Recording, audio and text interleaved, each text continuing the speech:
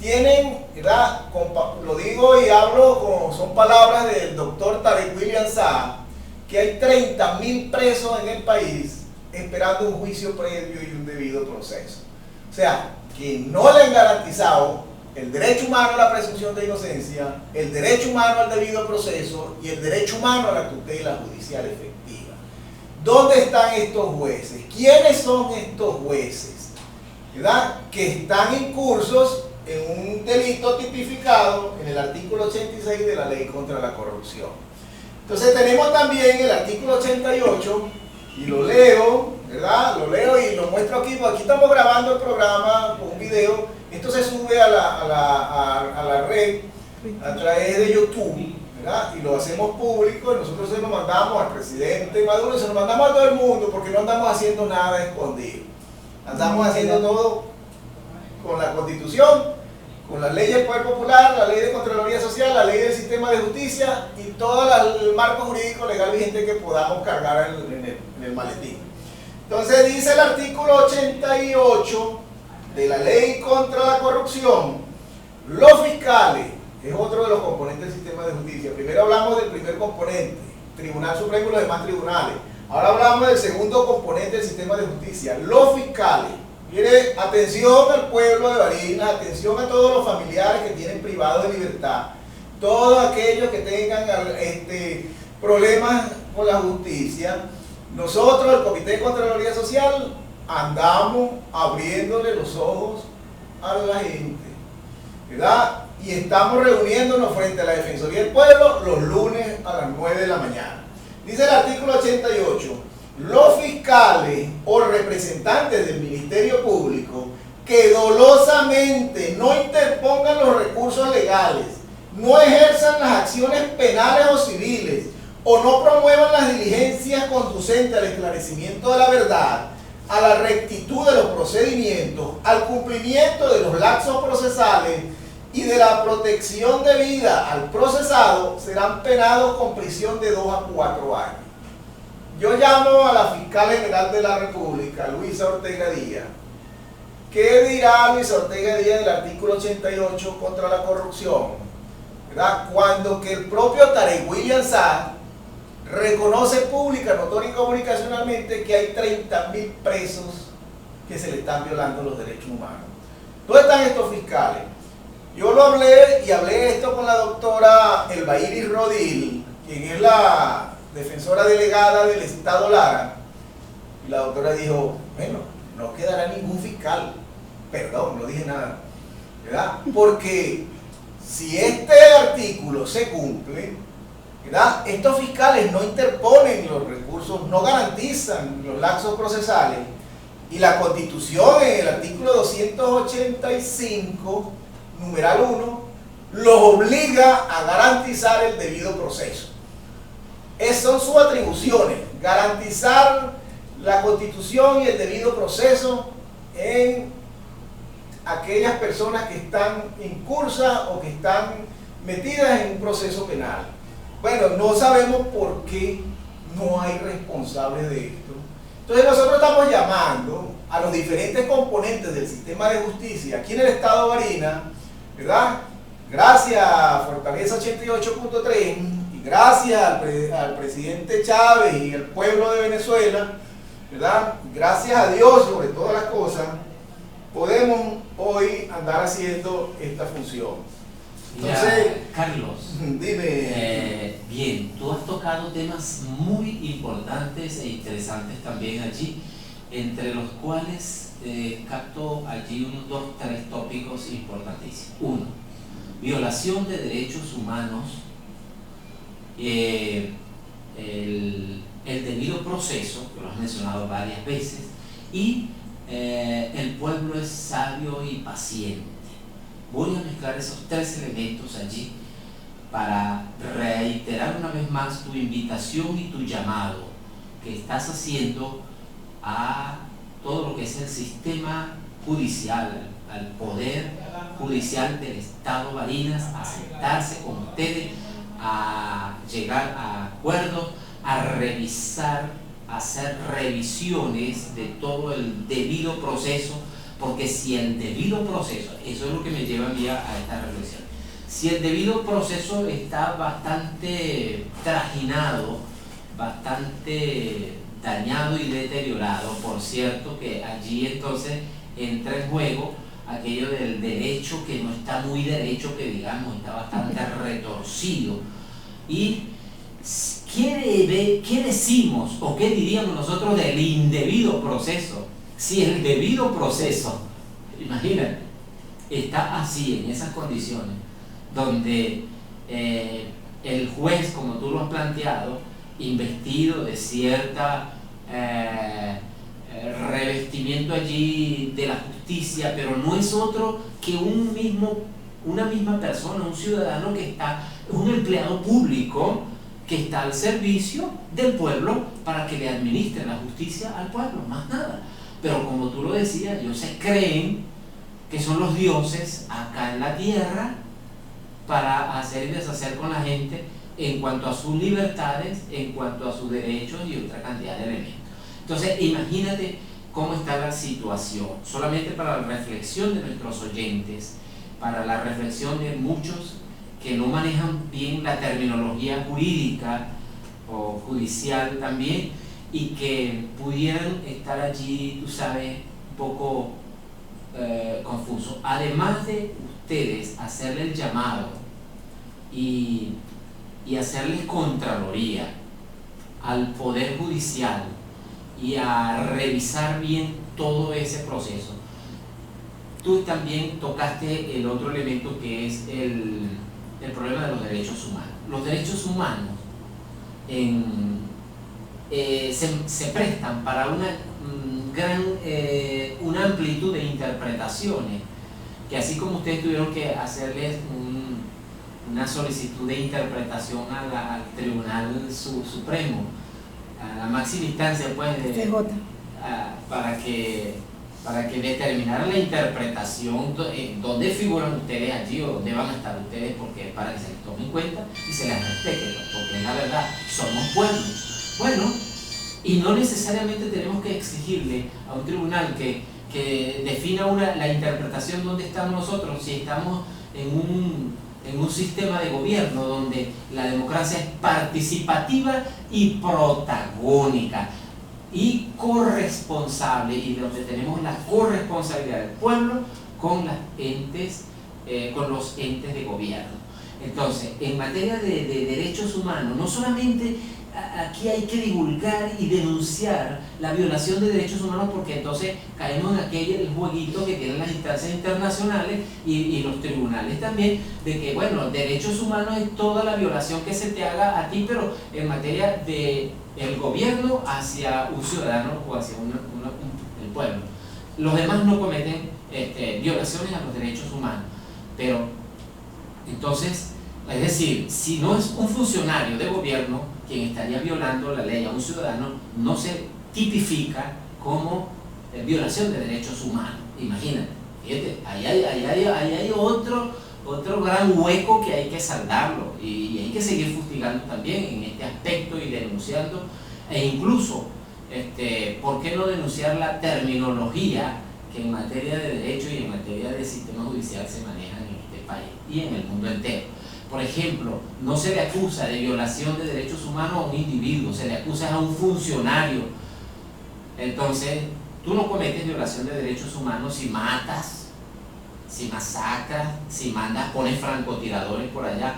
Y como las leyes establecieron que el funcionario policial no puede salir armado para repeler una manifestación, pero ellos como ciudadanos civiles sí pueden apostar francotiradores y masacran no solamente al pueblo, sino a los funcionarios, guardias nacionales, policías, etcétera, etcétera. Ok, ahora sí, pero ellos no violan los derechos humanos, ellos no están violando los derechos humanos porque no son funcionarios públicos, no son gobierno.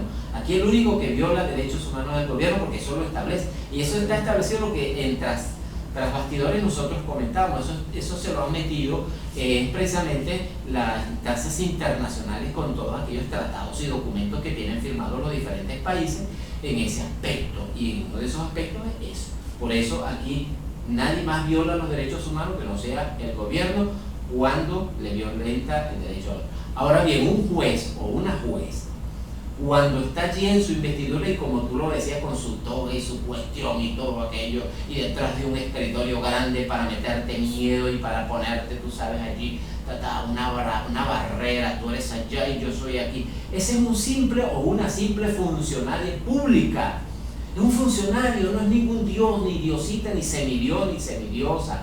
Es un funcionario público que le cabe también cárcel, prisión, allí. Por eso, el problema es quién le pone la cascabel al gato en una sociedad y en un país y en un sistema de gobierno y en un sistema judicial tan corrompido, porque no puedo callarlo, está corrompido nuestro sistema judicial, tan corrompido como el sistema judicial venezolano. Ahí es donde está el problema, pero aquí estamos en esta lucha y me alegro y me contenta que tú hayas tocado todos esos tópicos. Y por último, el tercer punto que tú mencionaste 2 veces, también lo mencionaste: el pueblo es sabio y paciente. Pero déjame decirte algo, Carlos Paredes, ese pueblo que es sabio y paciente, yo comparto esa idea. En la canción de Ali Primera está esa frase. Sí, ese pueblo que es sabio y paciente, Carlos, tiene un límite, tiene una resistencia, como todo en esta naturaleza, en este universo en el cual vivimos.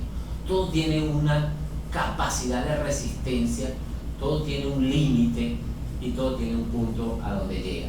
No jueguen con ese pueblo sabio y paciente, porque ese pueblo sabio y paciente también ha sido bravo pueblo. De ahí recogen las palabras nuestros compositores del himno nacional cuando dicen: gloria a ese bravo pueblo. Ese pueblo sabio y paciente se va a rechar, se va a poner bravo, se va a molestar. Y cuídense, señores y señoras magistrados y señores del gobierno, eso no es eterno lo que ustedes tienen allí, eso no es permanente. Ustedes están allí puestos por el pueblo.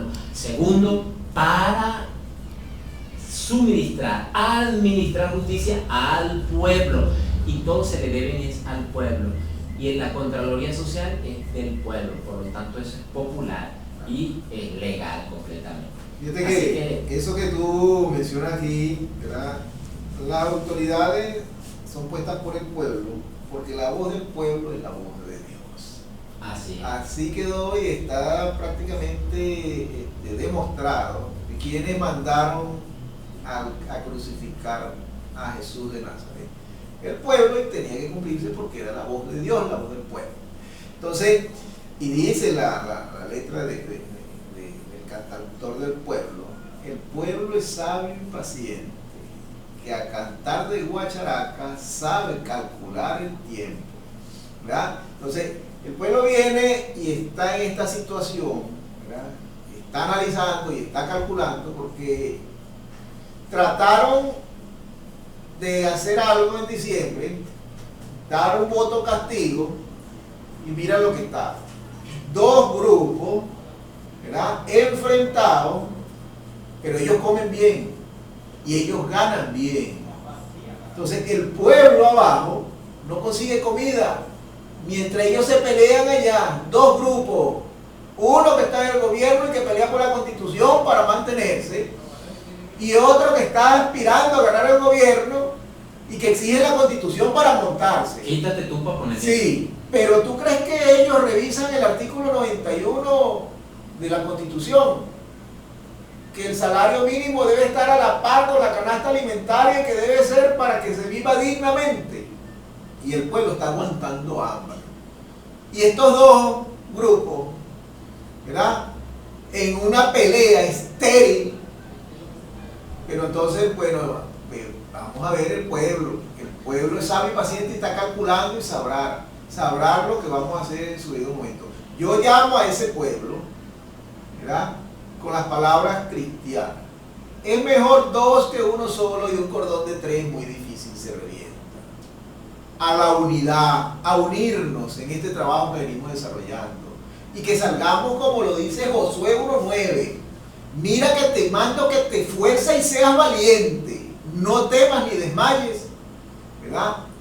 Tenemos que esforzarnos, tenemos que enfrentar esto con valentía, tenemos que botar el miedo a la espalda, como lo dijo Bolívar, y tenemos que no desmayar, constante, porque la gota traspasa la piedra. Nosotros estamos todos los lunes frente a la Defensoría del Pueblo, llamamos a este pueblo que verdaderamente quiere gozar de un Estado democrático y social de derecho y de justicia que propugna como valores superiores de su ordenamiento jurídico y de su actuación la vida, la libertad, la democracia, la solidaridad, la corresponsabilidad, la preeminencia de los derechos humanos, la ética y el pluralismo político. Artículo 2 de la Constitución, nuestro fundamento, ¿verdad? Tenemos que hacer lo que realmente decidimos en 1999, es que este país cambió de un gobierno representativo a un gobierno participativo. Y tenemos la obligación, tenemos el deber de participar y coadyuvar en esto. Es lo que todavía el pueblo no ha logrado en realidad asumir. Me dijo una doctora por allá en Caracas, me dijo, mire señor Paredes, ¿usted cree que lo que está haciendo? Yo le dije, tengo que hacerlo, porque sí está escrito. ¿Contra quiénes están luchando ustedes? ¿Contra qué cosa luchan ustedes?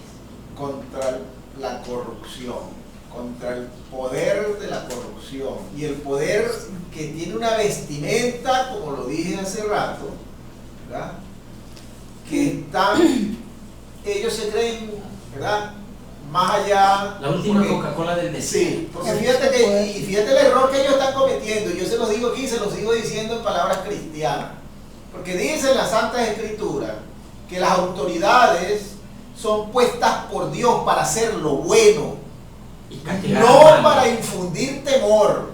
Y estas autoridades del sistema de justicia infunden temor porque nadie se atreve a reclamar y a levantar la voz. Y cuando se castiga al bueno y se premia al malo, las cosas están al revés, es el mundo al revés. Es el mundo al revés. Y ahí, entonces, lo que estábamos comentando hace un momento sobre lo que es la impunidad. Entonces nos llenamos de impunidad, y la impunidad es un caldo de cultivo para la descomposición social.